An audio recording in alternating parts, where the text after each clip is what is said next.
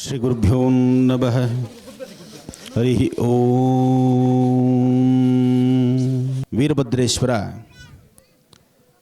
ಈತನ ಉಗಮವೇ ಬಹಳ ವಿಶೇಷವಾಗಿರ್ತಕ್ಕಂಥದ್ದು. ವೀರಭದ್ರ ಹುಟ್ಟಿದ್ದು ಆತ ಕಾರಣಿ ಜನ್ಮ.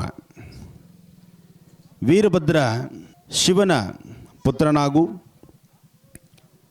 ಅಥವಾ ಶಿವನಲ್ಲಿರ್ತಕ್ಕಂತಹ ಮತ್ತೊಂದು ಶಕ್ತಿಯಾಗಿಯೂ ಸಹಿತ ಉಗಮವಾಗ್ತಾನೆ. ಪಾರ್ವತೀದೇವಿ ತನ್ನ ಪತಿಯ ಮಾತನ್ನು ಆಲಿಸ್ದಿರ ತವರಲ್ಲಿ ನಡೆದಂತಹ ಒಂದು ಆ ವಿಶೇಷವಾಗಿರ್ತಕ್ಕಂಥ ಕಾರ್ಯಕ್ರಮಕ್ಕೆ ತನ್ನ ತಂದೆ ತಾಯಿ ಮನೆಗೆ ಬರ್ತಾಳೆ. ಬಂದಾಗ ತಂದೆ ತಾಯಿ ಅಳಿಯನ್ನಾಗಲಿ ಮಗಳನ್ನಾಗಲಿ ತವರು ಕರೆದಿಲ್ಲ. ಆದರೂ ಸಹಿತ ತನ್ನ ತವರ ಮೇಲಿರ್ತಕ್ಕಂಥ ವ್ಯಾಮೋಹ ಆ ಹೆಣ್ಣು ಮಗಳು ತಾಯಿ ಪಾರ್ವತೀದೇವಿ ತನ್ನ ವಿಶೇಷವಾಗಿರ್ತಕ್ಕಂಥ ಆಸ್ಥಾನಕ್ಕೆ ಬರ್ತಾಳೆ. ಬಂದಾಗ ಅಲ್ಲಿರ್ತಕ್ಕಂತಹ ಸನ್ನಿವೇಶ, ಅಲ್ಲಿ ಆಗುವಂತಹ ಒಂದು ಪ್ರಕ್ರಿಯೆಗಳು ಇದೆಲ್ಲ ನಿಮಗೆ ಗೊತ್ತಿರಬಹುದು.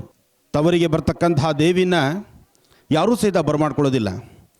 ರಾಜ್ಯದ ಆ ಪ್ರಥಮ ದ್ವಾರದ ಹತ್ರನೇ ಸಹಿತ ಆ ರಾಜಭಟ್ರು ತಡೆದು ಬಿಡ್ತಾರೆ. ಅಮ್ಮ, ನಿನಗಿಲ್ಲಿ ಆಹ್ವಾನ ಇಲ್ಲ. ದಕ್ಷ ನಡೆಸ್ತಿರ್ತಕ್ಕಂಥ ಆ ಮಹಾಯಜ್ಞಕ್ಕೆ ನಿನಗೆ ಆಹ್ವಾನ ಇಲ್ಲ, ನಿನ್ನನ್ನು ಕರೆದಿಲ್ಲ. ನೀನು ಕರೆದಿಲ್ಲ ಅಂದಮೇಲೆ ನೀನು ಇಲ್ಲಿ ಬರೋದು ತಪ್ಪು. ನಿನ್ನ ಪತಿದೇವರ ಹತ್ರ ಇರಬೇಕು, ನಿನ್ನ ಶಿವನ ಹತ್ರನೇ ಇರಬೇಕು. ಶಿವನೇ ಯಾಕೆ ಕರೆದಿಲ್ಲ ದಕ್ಷ?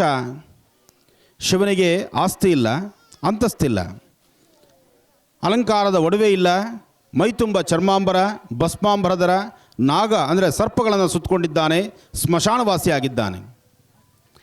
ಸ್ಮಶಾನವಾಸಿ ಆದ್ದರಿಂದ ಆತನಿಗೆ ಯಾವುದೇ ತರಹ ಒಂದು ಆಸ್ತಿ ಅಂತಸ್ತು ಯಾವತ್ತಿಲ್ವೋ. ಆಗ ದಕ್ಷ ಯೋಚನೆ ಮಾಡ್ತಾನೆ, ನನ್ನ ಮಗಳನ್ನು ಈ ಆಸ್ಥಾನಕ್ಕೆ ಕರೆಸಿದ್ರೆ ನನ್ನ ಮಗಳು ಅಳಿಯ ಬಂದರೆ ಈ ಸಭೆಯಲ್ಲಿ ನನಗೆ ಅವಮಾನ ಆಗುತ್ತೆ ಅಂತ ಹೇಳಿ ಆತ ಕರೆಸೋದಿಲ್ಲ. ಹರಿಹರ ಬ್ರಹ್ಮಾದಿಗಳು ಸಹಿತ ತ್ರಿಮೂರ್ತಿಗಳಲ್ಲಿ ಶಕ್ತಿ ಇದೆ. ಆದರೆ ಆ ಒಂದು ಕಾರ್ಯ ಕಾಲ್ಪನಿಕ ಕೆಲಸ ಏನು ನಡಿಬೇಕಾಗಿದೆ, ಜೊತೆಗೆ ಆ ಕಾಲೋತ್ತಮಾನಗಳು ಉರುಳಬೇಕಾದ್ರಿಂದ ಅಲ್ಲಿ ವಿಷ್ಣು ಮತ್ತು ಬ್ರಹ್ಮ ಮಾತ್ರ ಆಸೀನರಾಗಿರ್ತಾರೆ. ಬ್ರಹ್ಮನ ಮಡದಿಯಾದಂತಹ ತಾಯಿ ಶಾರದೆ, ವಿಷ್ಣುವಿನ ಮಡದಿಯಾದಂತಹ ತಾಯಿ ಮಹಾಲಕ್ಷ್ಮಿ, ಹಾಗೆ ಇತ್ತ ಪಾರ್ವತೀದೇವಿ ಬರ್ತಾಳೆ. ಹಾಗೂ ಈಗ ಬಾಧೆಪಟ್ಟು ತನ್ನ ರಾಜ್ಯದಲ್ಲಿ ಪ್ರವೇಶ ಮಾಡಿ ಬಲವಂತದಿಂದ ಮನೆಗೆ ಬರ್ತಾಳೆ. ಮನೆಗೆ ಬಂದು ಆ ಸನ್ನಿವೇಶದಲ್ಲಿ ನಡೀತಕ್ಕಂಥ ದೊಡ್ಡ ಹೋಮ, ತಾಯಿ ಸತೀದೇವಿ ತವ್ರ ಮನೆಗೆ ಬಂದಳು. ತವ್ರ ಮನೆಗೆ ಬಂದರೆ ಈತ ತಾಯಿ ಮುಖ ಕೊಟ್ಟು ಮಾತಾಡಲಿಲ್ಲ, ಅಪ್ಪ ಮುಖ ನೋಡಲಿಲ್ಲ. ಯಾವಾಗ ತಂದೆ ತಾಯಿ ಇಬ್ಬರು ಮುಖ ನೋಡಲಿಲ್ವೋ ಎಲ್ಲರ ಮುಖ ನೋಡೋಕ್ಕೆ ಶುರು ಮಾಡಿದ್ಲು. ಸಭೆಯಲ್ಲಿ ಎಲ್ಲರೂ ಸೇರಿದ್ದಾರೆ, ಅಷ್ಟದಿಕ್ಪಾಲಕರಿದ್ದಾರೆ, ಇಂದ್ರಾದಿ ಇಷ್ಟದೇವತೆಗಳಿದ್ದಾರೆ, ಬ್ರಹ್ಮ ಇದ್ದಾರೆ, ಈ ಕಡೆ ಮಹಾಲಕ್ಷ್ಮೀನಾರಾಯಣ ಇದ್ದಾರೆ, ಅಂದರೆ ಮಹಾವಿಷ್ಣು ಲಕ್ಷ್ಮಿ ಅವರು ಕೂತಿದ್ದಾರೆ, ಆ ಕಡೆ ಸರಸ್ವತಿ ಮತ್ತು ಬ್ರಹ್ಮ ಕೂತಿದ್ದಾರೆ. ನೇರವಾದಂತಹ ಪ್ರಶ್ನೆಯನ್ನು ಬ್ರಹ್ಮನ ಕೇಳಿದ್ಲು, ಭಗವಂತ, ನಿನ್ನ ಸರಿಸಮಾನಕ್ಕೆ ನನ್ನ ಯಜಮಾನರು ಸಹಿತ ಕೂತ್ಕೊಳ್ಬೇಕು, ಆದರೆ ನನ್ನ ಯಜಮಾನರು ಅಲ್ಲಿಲ್ಲ. ನೀವು ಬಂದಿದ್ದೀರಿ, ನೀವಾದರೂ ನನ್ನ ತಂದೆಗೆ ಒಂದು ಮಾತು ಹೇಳ್ಬೋದಾಗಿತ್ತಲ್ಲ, ನಮ್ಮ ಯಜಮಾನರನ್ನು ಕರೆಸಿ ಅಂತ. ಅವರು ತಲೆ ಬಗ್ಗಿಸ್ಬಿಟ್ರು. ತಾಯಿ ಶಾರದೆಯನ್ನು ಪ್ರಾರ್ಥನೆ ಮಾಡಿದ್ಲು, ಅಮ್ಮ, ನೀನಿರುವ ಸ್ಥಾನ ನನ್ನದು ಅಲ್ಲೊಂದು ಸ್ಥಾನ ಇದೆ, ಆದರೆ ನನಗೆ ಆಹ್ವಾನ ಇಲ್ಲ, ನೀವು ಬಂದಿದ್ದೀರಿ, ನೀವಾದರೂ ನಮ್ಮ ಅಪ್ಪ ಅಮ್ಮನ ಬುದ್ಧಿ ಹೇಳ್ಬೋದಾಗಿತ್ತಲ್ಲ. ಅವರು ತಲೆ ಬಗ್ಗಿಸ್ಲಿಲ್ಲ. ಮೇಷರಾಶಿಯಲ್ಲಿರ್ತಕ್ಕಂಥವ್ರು, ರಾಶಿಫಲದಲ್ಲಿ ಮೇಷರಾಶಿಯವರಿಗೆ ಚಂದ್ರ ಮತ್ತು ಬುಧ ಇರತಕ್ಕಂಥ ಆಸ್ಥಾನ, ಗುರು ಮತ್ತು ಶುಕ್ರ ಇರತಕ್ಕಂಥ ಆಸ್ಥಾನ ಮಹತ್ತರವಾಗಿದೆ. ಇವತ್ತಿನ ಕೆಲಸ ಕಾರ್ಯಗಳಲ್ಲೂ ಅಷ್ಟೇ ಪ್ರಗತಿ ಕಾಣ್ತೀರಿ. ಜೊತೆಗೆ ಯಾರು ಯಾವುದೇ ಕೆಲಸ ಮಾಡಬೇಕಾದರೂ ಮೇಷರಾಶಿಯಲ್ಲಿರ್ತಕ್ಕಂಥವ್ರು ನಿಮ್ಮ ಮನೆಯಲ್ಲಿರ್ತಕ್ಕಂಥ ಹಿರಿಯರ ಮಾರ್ಗದರ್ಶನ ಅಥವಾ ಜೊತೆಯಲ್ಲಿರ್ತಕ್ಕಂಥವ್ರ ಹತ್ರ ಒಮ್ಮೆ ನೀವು ಇದರ ಬಗ್ಗೆ ಪ್ರಸ್ತಾವನೆ ಮಾಡಿ ನಂತರ ಈ ಕೆಲಸ ಕಾರ್ಯದ ಕಡೆ ಗಮನ ಹರಿಸಿ. ಇವತ್ತು ಮೇಷರಾಶಿಯಲ್ಲಿರ್ತಕ್ಕಂಥವರು ದೂರಭಾರ ಪ್ರಯಾಣ ಹೊರಡೋದ್ರ ಬಗ್ಗೆ ಚಿಂತನೆ ಬಿಡಿ. ಇರ್ತಕ್ಕಂಥ ಸ್ಥಳದಲ್ಲೇ ಅಲ್ಲಿ ಏನಾದರೂ ಒಂದು ಸಾಧನೆ ಮಾಡಿ ಅಲ್ಲೇ ಅದರ ವಿಶೇಷತೆಗಳನ್ನು ತಿಳ್ಕೊಳ್ಬೇಕಾದ್ದು ಇವತ್ತು ನಿಮ್ಮ ಧರ್ಮ. ವಿದ್ಯಾರ್ಥಿಗಳು ವಿದ್ಯಾಭ್ಯಾಸದ ಕಡೆ ಹೆಚ್ಚು ಗಮನ ಕೊಡಬೇಕು. ಭಾಳಷ್ಟು ಮಂದಗತಿಯಲ್ಲಿ ಸಾಗ್ತಾ ಇರತಕ್ಕಂಥದ್ದು ನಿಮ್ಮ ವಿದ್ಯಾಭ್ಯಾಸ. ಯಾಕೆಂದರೆ ಎಕ್ಸಾಮ್ಸ್ ಹತ್ತಿರ ಬರ್ತಾ ಇದೆ. ಎಕ್ಸಾಮ್ ಹತ್ತಿರ ಬರ್ತಾ ಇದ್ದಾಗ ನಿಮ್ಮ ಓದು, ನಿಮ್ಮ ವಿದ್ಯಾಭ್ಯಾಸದ ಕಡೆ ಗಮನ, ಕಾನ್ಸಂಟ್ರೇಷನ್ ಜಾಸ್ತಿ ಮಾಡಬೇಕು. ಆ ಒಂದು ಮೆಮೊರಿ ಜಾಸ್ತಿ ಆಗಲಿಕ್ಕೋಸ್ಕರನೇ ನಿಮಗೆ ವಿದ್ಯಾರ್ಥಿಗಳಿಗೆ ನಿಮ್ಮ ಜ್ಞಾಪಶಕ್ತಿ, ನಿಮ್ಮ ಕಾನ್ಸಂಟ್ರೇಷನ್ ಲೆವೆಲ್ ಏನಿದೆ ಅದನ್ನು ನೀವು ಅಂದರೆ ಗಮನಕ್ಕೆ ತಂದುಕೊಂಡು ನೀವೇನು ಓದಿದ್ದೀರಿ ಅದು ನಿಮ್ಮ ತಲೆಯಲ್ಲಿ ಇಟ್ಕೊಳ್ಬೇಕು. ಒಂದು ವರ್ಷದ ಸಾಧನೆಯನ್ನು ಈಗ ಬರೀತಕ್ಕಂಥ ಎಕ್ಸಾಮಲ್ಲಿ ತೋರಿಸ್ಬೇಕು. ನಿಮ್ಮನ್ನು ನಂಬಿರ್ತಕ್ಕಂಥ ನಿಮ್ಮ ಪೋಷಕರಿಗೆ, ತಂದೆ ತಾಯಿಗೆ ಒಳ್ಳೆಯ ಮನಸ್ಥಿತಿಯಲ್ಲಿ ಒಳ್ಳೆಯ ಒಂದು ಹೆಸರು ಬರುವಂಥ ರೀತಿಯಲ್ಲಿ ನೀವು ನಡ್ಕೋಬೇಕು. ಯಾಕೆಂದರೆ ಮೇಷರಾಶಿಯಲ್ಲಿರ್ತಕ್ಕಂಥವ್ರ ಮನಸ್ಸು ಚಂಚಲ. ಹಾಗಾಗಿ ಯಾವುದೇ ಕೆಲಸ ಮಾಡೋದಕ್ಕೆ ಹೋದರೂ ಪೂರ್ತಿ ಮಾಡೋದಿಲ್ಲ. ಎಲ್ಲವೂ ಸ್ವಲ್ಪ ಮಾಡಿ ಒಂದು ಅರ್ಧ ಮಾಡಿ ಬಿಟ್ಬಿಡ್ತಾ ಇರ್ತೀರಿ. ಆದರೆ ವಿದ್ಯಾರ್ಥಿಯ ಬದುಕು ಹಾಗಾಗಬಾರ್ದು. ವಿದ್ಯಾಭ್ಯಾಸವನ್ನು ನೀವೇನು ಅಂದುಕೊಂಡಿದ್ದರೂ ಅದನ್ನು ಸಾಧನೆ ಮಾಡಲೇಬೇಕು. ಒಳ್ಳೆಯದಾಗಲಿ. ಇನ್ನು ವೃಷಭ ರಾಶಿ, ವೃಷಭ ರಾಶಿಯಲ್ಲಿರ್ತಕ್ಕಂಥವರು ಮಾಡುವಂತಹ ಕೈಂಕರ್ಯ ಕೆಲಸ ಕಾರ್ಯಗಳಲ್ಲಿ ಯಶಸ್ಸು, ವಿದ್ಯಾರ್ಥಿಗಳ ಜೀವನದಲ್ಲಿ ಬೆಳಕು ಮತ್ತು ಸಾಕಷ್ಟು ಲಾಭದಾಯಕವಾಗಿರ್ತಕ್ಕಂಥ ಸನ್ನಿವೇಶಗಳು, ಹಾಗೆ ದೂರಭಾರ ಪ್ರಯಾಣದ ಬಗ್ಗೆ ಚಿಂತನೆ ಮಾಡ್ತಿರ್ತೀರಿ. ಹಾಗೆ ಮಾಡುವಂತಹ ಕೆಲಸಗಳಲ್ಲಿ ಕಾಮಗಾರಿಗಳಲ್ಲಿ ಮತ್ತಷ್ಟು ಲಾಭ ತರುವಂತಹ ದಿನವೂ ಇವತ್ತಾಗಿದೆ. ವ್ಯಾಪಾರ ಪರವಾಗಿಲ್ಲ, ವ್ಯವಹಾರ ಪರವಾಗಿಲ್ಲ, ಕೆಲಸ ಕಾರ್ಯಗಳು ಪರವಾಗಿಲ್ಲ, ಆದರೆ ಆರೋಗ್ಯದಲ್ಲಿ ಮಾತ್ರ ಕುಂಠಿತವಾಗ್ತಾ ಇದೆ. ನಿಮ್ಮ ಆರೋಗ್ಯವನ್ನು ಸಮಂಜಸವಾಗಿ ಇಟ್ಕೋಬೇಕು. ಆರೋಗ್ಯದಲ್ಲಿ ಆಗ್ತಕ್ಕಂತಹ ಸಣ್ಣ ಪುಟ್ಟ ಸಮಸ್ಯೆಗಳನ್ನು ಅಲ್ಲಿಂದಲೇ ಸರಿಪಡಿಸ್ಕೊಂಡ್ರೆ ಹೆಚ್ಚೆಚ್ಚು ಫಲಗಳನ್ನು ಸಿದ್ಧಪಡಿಸ್ಕೊಳ್ತೀರಿ. ಆದರೆ ಯೋಗದಲ್ಲಿ ಚಂದ್ರ, ಲಗ್ನದಲ್ಲಿ ಶುಕ್ರ, ಇರ್ತಕ್ಕಂಥ ರಾಹು ಇದೆಲ್ಲವೂ ಸಹಿತ ಅಷ್ಟು ಸಮಂಜಸವಾದಲ್ಲದರಿಂದಲೇ ಸಂಜೆವರೆಗೂ ಸೂರ್ಯಾಸ್ತಮದವರೆಗೂ ಪರಿಪೂರ್ಣವಾದಂತಹ ನೀವು ಏನು ಅಂದುಕೊಂಡಿದ್ದೀರೋ ಅದನ್ನು ಕಂಪ್ಲೀಟ್ ಮಾಡಲಿಕ್ಕೆ ಆಗದಂಥ ಪರಿಸ್ಥಿತಿ ಆಗ್ಬೋದು. ಆದರೆ ಮಾಡುವಂತಹ ಕೆಲಸ ಕಾರ್ಯಗಳಲ್ಲಿ ಸಾಕಷ್ಟು ಆಸಕ್ತಿಪೂರ್ವಕರಾಗಿರ್ತೀರಿ. ಮಾಡಲೇಬೇಕು, ಹಠ ಸಾಧಿಸಲೇಬೇಕು, ಇದರಿಂದ ಜಯವನ್ನು ಸಿದ್ಧಿಪಡಿಸ್ಕೊಳ್ಬೇಕು ಅನ್ನೋ ಮನಸ್ಥಿತಿ ನಿಮ್ಮದಾಗಿರುತ್ತೆ. ಇದಕ್ಕೆ ತತ್ಪ್ರಮಾಣವಾಗಿ ದೇವಿನ ಪ್ರಾರ್ಥನೆ ಮಾಡೋದ್ರಿಂದ ಇವತ್ತು ಮತ್ತಷ್ಟು ವಿಶೇಷವಾದ ಫಲವನ್ನು ಸಿದ್ಧಿಪಡಿಸ್ಕೊಳ್ತೀರಿ. ಇನ್ನು ಮಿಥುನ ರಾಶಿ.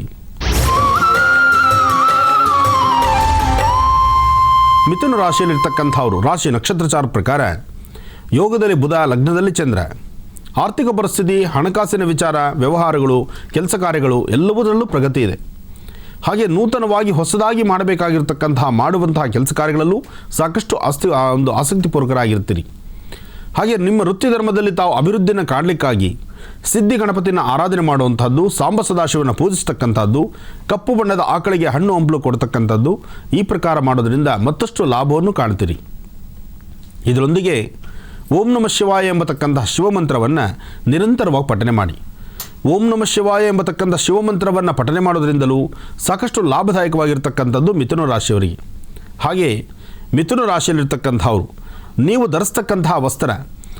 ಧರಿಸ್ತಕ್ಕಂತಹ ವಸ್ತ್ರದ ವರ್ಣ ಯಾವುದೇ ಆದರೂ ಪರವಾಗಿಲ್ಲ, ಆದರೆ ಒಂದು ಅಂಗೈಯಗಲ ಆದರೂ ಹಳದಿ ಕಲರ್ ವಸ್ತ್ರವನ್ನು ನಿಮ್ಮ ಬಳಿ ಇಟ್ಕೊಳ್ಳಿ. ಇವತ್ತು ಒಂದು ಅಂಗೈಯಗಲ ಆದರೂ ಹಳದಿ ಕಲರ್ ವಸ್ತ್ರವನ್ನು ನಿಮ್ಮ ಹತ್ರ ಇದ್ದರೆ ಖಂಡಿತವಾಗಲೂ ಬರ್ತಕ್ಕಂತಹ ದೋಷಗಳು ದೂರ ಆಗುತ್ತೆ. ಕಾರಣ ಸಾಕಷ್ಟು ವ್ಯಾಜ್ಯಗಳಿಗೆ ತಿರ್ಕೊಳ್ಳುವಂತಹ ಪರಿಸ್ಥಿತಿ ಇದ್ದರೂ ಸಹಿತ ಹಳದಿ ಕಲರ್ ವಸ್ತ್ರ, ಹಳದಿ ಕಲರ್ ದಾರ ನಿಮ್ಮ ಜೊತೆಯಲ್ಲಿದ್ದರೆ ಇಂತಹ ವ್ಯಾಜ್ಯಗಳು ದೂರ ಆಗುತ್ತೆ, ಗಲಾಟೆ ಕದನ ದೂರ ಆಗುತ್ತೆ, ಮನಸ್ಸಿಗೆ ಶಾಂತಿ ನೆಮ್ಮದಿ ಸಿಗುತ್ತೆ. ಇನ್ನು ಕರ್ಕಾಟಕ ರಾಶಿ. ಕರ್ಕಾಟಕ ರಾಶಿಯಲ್ಲಿರ್ತಕ್ಕಂಥವ್ರು ರಾಶಿನಲ್ಲಿ ಕರ್ಕಾಟಕ ರಾಶಿಯವರಿಗೆ ಚಂದ್ರ ಮತ್ತು ಗುರು ಚೆನ್ನಾಗಿದ್ದಾನೆ.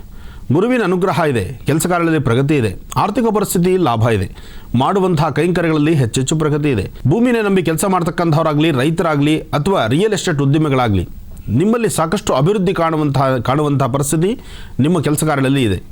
ಇವತ್ತು ಯಾವುದೇ ಕೆಲಸ ಕಾರ್ಯಗಳನ್ನು ಮಾಡಬೇಕಾದರೂ ಜವಾಬ್ದಾರಿಯಿಂದ ಮನೆ ದೇವರ ಪ್ರಾರ್ಥನೆ ಜೊತೆಗೆ ಸಾಧ್ಯವಾದರೆ ಒಂದು ಕಂದು ಬಣ್ಣದ ಗೋಮಾತೆಯನ್ನು ಮುಟ್ಟಿ ನಮಸ್ಕಾರ ಮಾಡಿ, ಕಂದು ಬಣ್ಣದ ಗೋಮಾತೆಯನ್ನು ಸ್ಪರ್ಶಿಸಿ ನಮಸ್ಕಾರ ಮಾಡ್ತಿದ್ದೀನಿ ಅನ್ನೋ ಒಂದು ಸಂಕಲ್ಪವನ್ನು ಮಾಡಿದ್ರೂ ಸಾಕಷ್ಟು ಲಾಭವನ್ನೇ ಕಾಣ್ತೀರಿ. ಒಳ್ಳೆಯದಾಗಲಿ. ಇನ್ನುಳಿದ ರಾಶಿಗಳ ದಿನ ಭವಿಷ್ಯ ಹೇಗಿದೆ ತಿಳಿಸ್ಕೊಡ್ತಾರೆ ಗುರುಜಿಯವರು ಮುಂದಿನ ಭಾಗದಲ್ಲಿ. ಈಗ ನಿಮ್ಮ ಕರೆಗಳನ್ನು ಸ್ವೀಕರಿಸೋಣ. ಇಲ್ಲಿ ನಿಮ್ಮ ಸ್ವರ ತರಂಗದ ಮೂಲಕ ನಿಮ್ಮ ಸಮಸ್ಯೆಗೆ ಪರಿಹಾರ ಏನು ಅಂತ ಗುರುಜಿಯವರು ತಿಳಿಸ್ಕೊಡ್ತಾರೆ. ಬನ್ನಿ ಪ್ರಾರಂಭ ಮಾಡೋಣ ಸ್ವರ ಜ್ಯೋತಿಷ್ಯ ವಿಭಾಗ. ಕಾರ್ಯಕ್ರಮದಲ್ಲಿ ಮೊದಲನೇ ಕರೆ ಯಾರ್ದು ನೋಡೋಣ. ಹಲೋ ಮೇಡಮ್, ಗುರುಜಿ ಇದ್ದಾರಾ? ಖಂಡಿತ ಮಾತಾಡಿ. ನಿಮ್ಮ ಹೆಸರು ಹೇಳಿಮಾ. ಯಶೋದಮ್ಮ ಮೇಡಮ್. ಏನಂತ? ಯಶೋದಮ್ಮ ಅಂತ ಮೇಡಮ್. ಯಶೋದಮ್ಮ, ಎಲ್ಲಿಂದ ಕರೆ ಮಾಡ್ತಿದ್ದೀರಾ? ಇಲ್ಲಿ ಎಣ್ಣೆ ಮೇಲೆ ಇದ್ದೆ ಮೇಡಮ್. ಸರಿಮಾ, ಯಾರ ಬಗ್ಗೆ ಮಾತಾಡ್ತೀರಾ? ನಮ್ ಬಗ್ಗೆನೂ ಮಾತಾಡ್ಬೇಕು. ನಮ್ಮ ಮಗುಗೆ ಸ್ವಲ್ಪ ತುಂಬಾ ಪ್ರಾಬ್ಲಮ್ ಮೇಡಮ್. ಅವನೊಂದು ವಾರ ಚೆನ್ನಾಗ್ ಮಾತಾಡ್ತಾನೆ, ಒಂದು ವಾರ ಚೆನ್ನಾಗ್ ಮಾತಾಡಲ್ಲ, ಓದೋದೆಲ್ಲ ಕಡಿಮೆ. ಆಯ್ತಮ್ಮ, ಗುರುಜಿ ಇದ್ದಾರೆ, ಮಾತಾಡಿ. ಸರಿ ಮೇಡಮ್. ಹಲೋ, ನಮಸ್ಕಾರ ಗುರುಜಿ. ಎಷ್ಟು ದಿನ ಟ್ರೈ ಮಾಡ್ತಾ ಇದ್ದೀವಿ, ಸಿಗ್ತಾ ಇಲ್ಲ. ಹೇಳಮ್ಮ, ಇವತ್ತು ನಾನು ನಿಮ್ಮ ಜೊತೆಲಿ ಇದ್ದೇನೆ, ಹೇಳಿ. ಗುರುಜಿ, ನಮ್ ಮಗ ಸ್ವಲ್ಪ ಅವ್ನು ಹುಟ್ಟಿ ಒಂದ್ 3 ವರ್ಷಕ್ಕೆ ಚೆನ್ನಾಗ್ ಮಾತಾಡ್ದ. ಆಮೇಲೆ ಬಿದ್ದಾದ್ಮೇಲೆ ಸ್ವಲ್ಪ ತೊದ್ಲುತ್ತಾನೆ ಗುರುಜಿ. ಅವ್ನು ಒಂದ್ ವಾರ ತೊದ್ಲುತ್ತಾನೆ, ಇನ್ನೊಂದ್ ವಾರ ಚೆನ್ನಾಗ್ ಮಾತಾಡ್ತಾನೆ.